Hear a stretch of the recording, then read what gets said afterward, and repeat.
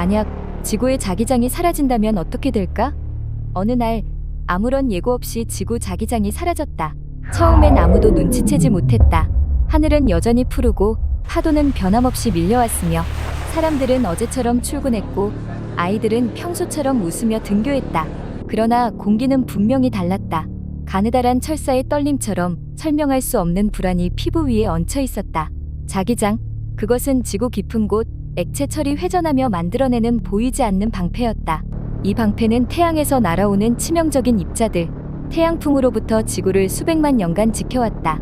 이제 그 방패가 사라졌고 그 사실을 처음으로 감지한 것은 위성들이었다. 고장, 노이즈, 침묵, 통신망은 곳곳에서 균열을 일으켰다. 그 다음은 상층 대기였다.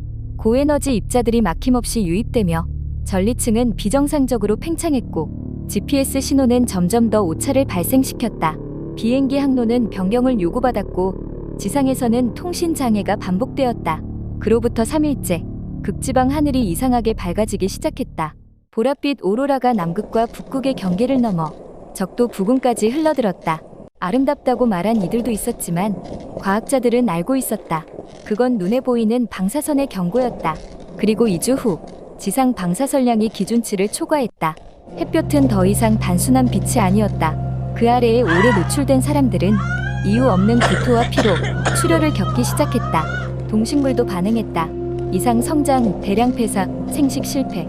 식물의 광합성은 예민한 리듬을 잃었고 해양 생태계는 거대한 혼수 상태에 빠졌다. 그리고 무엇보다 지구의 대기는 천천히 사라지고 있었다.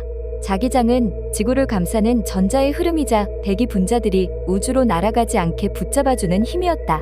이제 그 힘이 사라지자 수소와 헬륨이 서서히 빠져나가기 시작했다.